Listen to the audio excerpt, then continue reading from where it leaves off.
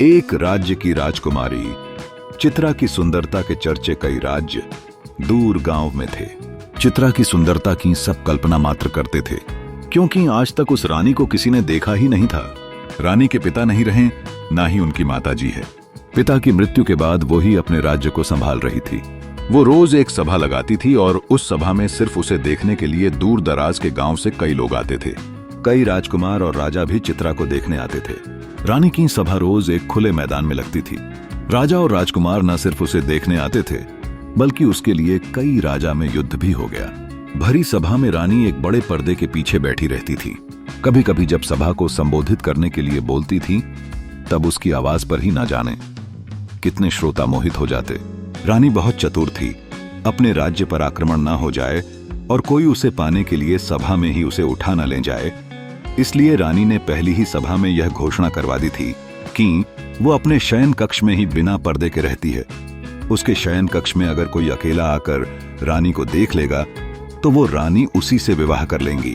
अगर ऐसा ना करके वो सेना लेकर हमें जितने आया तो समझा जाएगा कि वो कायर है। रानी की चतुराई के कारण कोई भी उसके राज्य पर हमला नहीं करता था। रानी का शयन कक्ष किसी मधुमक्खी के छत्ते से कम नहीं था। कोई भी रानी तक अभी तक पहुंच ही नहीं पाया था। हर रात कई राजकुमार और साधारण व्यक्ति कोशिश किया करते थे, लेकिन अगले दिन उनकी देह में प्राण नहीं बचते थे। कोई भी रानी के शयन कक्ष तक जाने वाले चक्रव्यूह को भेद नहीं पाया था, और महल में रानी का कक्ष कहां है, किसी को आज तक पता भी नहीं चला था। रानी के सैकड़ों पहरेदारों की नजर से कोई भी नहीं बच पाया था। बस रानी की सुंदरता सबकी कल्पना में ही थी। रानी के लिए ना जाने कितनों ने अपने प्राण गंवा दिए, लेकिन कोई भी रानी की सुंदरता को देख नहीं पाया। उसी राज्य में एक युवक था जिसका नाम था सरस युवक। बड़ा ही साधारण था, लेकिन बुद्धिमान था। उसे इस तरह एक स्त्री के लिए लोगों का मरना बड़ा दुखी करता था। वो कई को समझाता भी था कि दिन रात एक अनदेखी रानी की इतनी चर्चा करना बेकार है, लेकिन शायद ही वो किसी को समझा पाया हो। एक सुबह उसके गांव का एक नवयुवक रानी को देखने की चेष्टा में अपने प्राण गंवा बैठा। वो युवक सरस का मित्र भी था। उस दिन वो रोया भी और मन में बस एक ही विचार कर रहा था कि इसका अंत कब और कैसे होगा। फिर उस युवक ने पूरी रात्रि विचार किया। सुबह वो रानी की सभा के बाद पहरेदार के प्रमुख से मिला और कहा कि वो भी रानी की सेवा में सेना में शामिल होना चाहता है। उस प्रमुख ने उससे कहा कि यह तुम्हारे बस का काम नहीं है। तुम्हें देख ही मैं जान गया कि तुम युद्ध के लिए नहीं बने हो। सरस बोला कि वो उसे किसी भी काम के लिए रख लीजिए। सरस बोला कि वो अच्छा भोजन बना सकता है और पहरेदार को रात्रि में अन्न पानी तो चाहिए ही होता है। वो जी जान से सेवा करेगा। इस तरह की बातें करके वो सेना के लिए भोजन पानी का प्रबंध करने वाले समूह में आ गया। करीब 6 माह तक वो मन लगाकर सेवा करता रहा। इस दौरान रानी को देखने की चाह लिए युवक भी आते रहे और अपने प्राण गंवाते रहे। फिर एक रात्रि लगभग 2 बजे उसने रसोई घर में खीर बनाई और सभी पहरेदारों को खीर वितरित की। कई ने मना किया कि उन्हें सचेत रहना, लेकिन उसने कहा कि आज कोई नहीं आने वाला है, क्योंकि रात चांदनी है और कोई मूर्ख ही आ जाएगा। सभी पहरेदार को उसने खीर खिला दी। खीर खाने के कुछ समय बाद सभी मूर्छित हो गिर पड़े। सरस ने खीर में बेहोशी की दवा मिला दी थी। सरस अब रानी का कक्ष ढूंढने लगा। 6 माह से वो यहाँ है, लेकिन इतना सख्त पहरा और पाबंदी है कि उसे भी पता नहीं है कि रानी किस कक्ष में सोती है। कुछ समय बीत जाने के बाद सरस को अब चिंता होने लगी, क्योंकि नशे की दवा का असर कभी भी समाप्त हो सकता था, कभी भी आ आती थी। फिर उसे एक चौक में नीचे तलघर में जाने का रास्ता दिखाई दिया। वो जैसे ही उस रास्ते पर गया, वहां कक्ष के बाहर ही 2 पहरेदार और थे, जिसका उसे पता ही नहीं था। वो छुप गया और विचार करने लगा। फिर उसने दीवार पर अपना सर दे मारा और उन पहरेदार की तरफ लड़खड़ता हुआ गया। उसके सर से खून निकलता देख पहरेदार को लगा कि इस बार उन्हें भी शायद जगह छोड़ ऊपर जाकर लड़ना होगा, इसलिए दोनों अपना द्वार छोड़ लड़ने के लिए ऊपर भागे। उनके जाते ही सरस खड़ा हुआ द्वार सामने था और रानी भीतर कक्ष में थी। एक बार के लिए तो उसकी धड़कनें भी तेज हो गई। जिसे किसी ने नहीं देखा है, उसे वो आज देखने जा रहा है।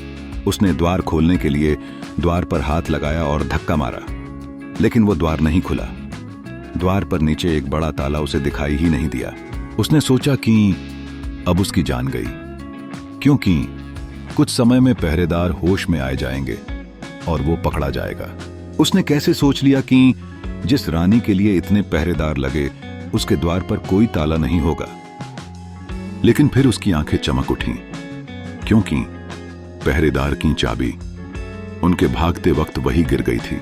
अब उसने बिल्कुल भी देर नहीं की और चाबी लेकर द्वार खोल दिया। कक्ष के भीतर आकर उसने द्वार जल्दी से बंद किया और फिर ताला लगा लिया। अब उसने पहले एक गहरी सांस ली, फिर आंखें खोली तो उसे दिखाई दिया एक आलिशान कक्ष। सुगंधित पुष्प भांति वो कक्ष सुगंध दे रहा था, लेकिन कक्ष में प्रकाश कम था। वो रानी के बिस्तर के पास गया। उसके कदमों की सरसराहट से रानी की नींद खुल गई और वो घबराकर उठकर बैठ गई। रानी के कक्ष में पहली बार कोई आया था। रानी ने पहले अपने चेहरे पर पर्दा किया, फिर लड़खड़ाते शब्दों से पूछा, कौन है? सरस बोला, अभी तक तो साधारण हूं, लेकिन आपका मुख देखने के बाद हो सकता है कि साधारण ना रहूं। रानी घबराकर खड़ी हो गई। सरस बोला कि अब यह पर्दा क्यों? अब तो मैं इस शयन कक्ष तक आ गया। अब तो मुझे वो चेहरा दिखा दीजिए जिसने ना जाने कितनों की जान ले ली। अब तो प्रकाश में आ जाइए। रानी ने अपना, क्योंकि लोगों के द्वारा रानी की जिस तरह की कल्पना की जा रही थी, रानी उसके बिल्कुल विपरीत थी। रानी का रंग साफ नहीं था और ना ही चेहरे पर आभा थी। युवक उसे देखकर हंसा और कहा कि अच्छा, इसलिए आप अपना चेहरा छिपाए बैठी थी, क्योंकि तुम्हें लगता है कि यह दिखाने योग्य नहीं है। रानी अब सर नीचे कर चुपचाप युवक की बात सुन रही है। फिर रानी कहती है, स्त्री सुंदर ना हो तो कौन विवाह करता है? क्या तुम अब मुझे देखने के बाद मुझसे विवाह करोगे? तुम पुरुष किस तरह की स्त्री चाहते हो मुझे पता है। जरा सोचो, एक अकेली स्त्री, वो भी अगर सुंदर ना हो तो कैसे और कब तक अपने राज्य को बचा पाती? यह मेरी चतुराई है कि मैं अभी तक रानी हूं, किसी के अधीन नहीं हूं। सरस बोला, तुम्हारी चतुराई ने ना जाने कितने प्राण लिए तुम्हें पता है। रानी बोली, प्राण मैंने नहीं, उनकी सुंदर स्त्री की चाहने लिए। तुम बताओ, अगर तुम पहले ही जानते कि मैं सुंदर नहीं हूं तो क्या अपने प्राण की बाजी लगाकर यहां तक आते? तुम मुझसे विवाह करो अपनी पत्नी की। सुंदरता का भ्रम इसी तरह लोगों में बनाए रखो, तुम्हारा भी मान बढ़ेगा कि जिसे कोई नहीं पा सका उसे तुमने पा लिया। सरस कुछ सोचने लगा। उसे सोचता देख रानी ने कहा कि तुम यहां से जीवित नहीं जा सकते, तुम्हें वही करना होगा जो मैं कह रही हूं। सरस मुस्कुराते हुए बोला, हां, मैं तुमसे विवाह जरूर करूंगा रानी। उसकी बात सुनकर खुश हुई, लेकिन उसकी खुशी ज्यादा देर की नहीं रही। सरस ने एक कपड़ा निकाला और रानी के मुंह पर रख दिया। रानी बेहोश हो गई। सरस रानी को उठाकर महल के गुप्त द्वार से होता हुआ पास ही की अपने घर ले गया और वहां ले जाकर उसे बांध दिया। सरस जल्दी से फिर अपने घर से राजमहल में आया।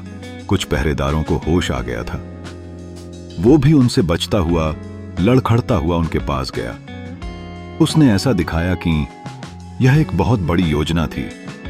खीर में किसी ने कुछ मिला दिया था जिससे हम सभी बेसुध होकर गिर पड़े। राजमहल के मंत्री गण रानी के कक्ष में पहुंचे। रानी वहां नहीं थी। रानी को कोई ले गया था। उन्होंने सुबह राज्य में घोषणा करवा दी कि रानी को जो भी ले गया है हम उसे अपना राजा मानते हैं, रानी को लेकर वापस महल में आ जाए। सरस अब राजमहल से जब अपने घर वापस गया तो उसमें रानी को खोला और उसे भोजन दिया।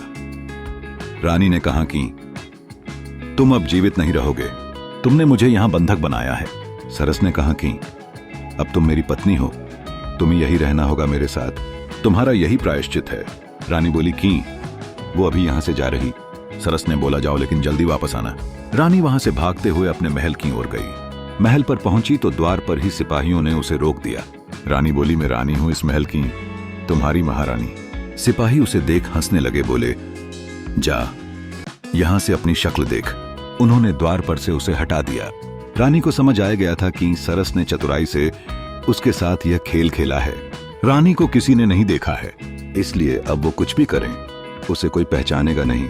वो वापस सरस के पास लौट आई। सरस ने उसे कहाँ आए गई, चलो अब कुछ खा लो। रानी वही रहने लगी और दिनचर्या के काम करने लगी। महल में अभी तक किसी को नहीं पता रानी कहाँ गई। मंत्री ने राज्य अपने हाथ में ले लिया।